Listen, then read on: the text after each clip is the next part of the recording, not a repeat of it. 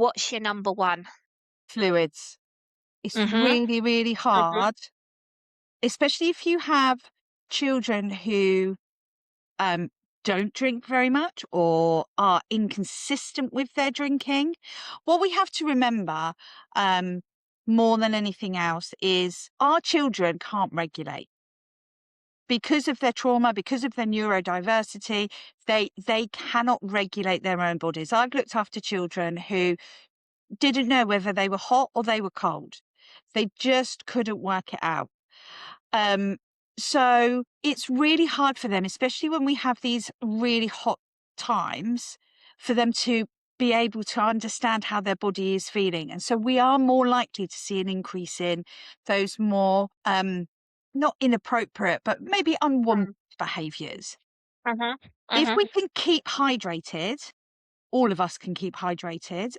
Um, it helps hydrate our brain, which sounds really obvious, but once our mm, brain's hydrated better, we can think more logically. We are able to engage that higher thinking brain. And for our absolutely. children, that's going to be a struggle at the best of times. So we need to make sure we keep them hydrated. If they Yeah, don't drink water, then this could be a bit of an issue. Or if you're nagging them all the time. So things that we could do: go for a milkshake, have a smoothie, make them at home, do it together if your mm, child is able mhm, to do that.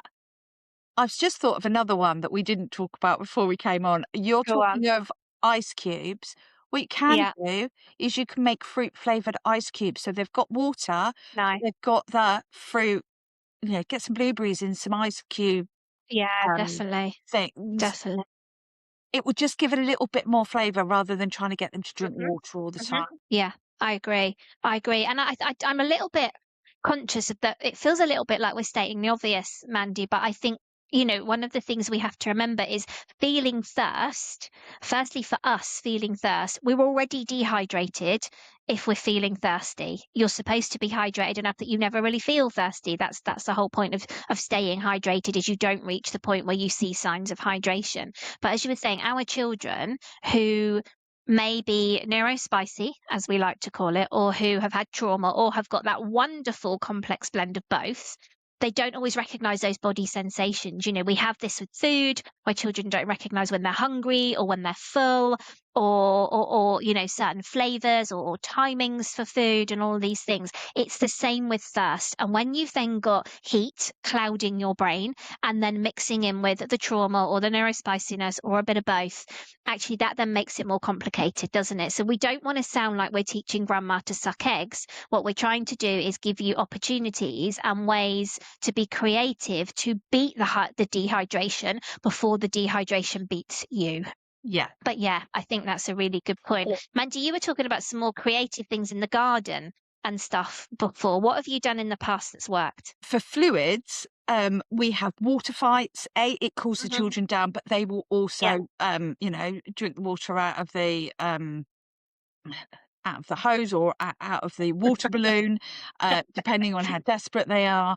But yeah, it is sometimes just about that thinking outside the box. But as we've said before, you are your child's expert, so you Mhm. know what works for them. If they Yeah. have a particular squash that they really like, um, let them have 4 cups of squash. It doesn't matter, Mm. because Mhm. the children are going to be running around more because it's nice weather. We like taking them outside. We might be having water fights in the garden, so they're going to be using that energy. Don't worry about your calorie intake of your child, because they are gonna burn that off. I'm not saying Absolutely. then for everyone to go and buy their children cans of fizzy drink, because we know Yeah. that sticky sweetness and all the extra stuff that's in those, it's not great for them.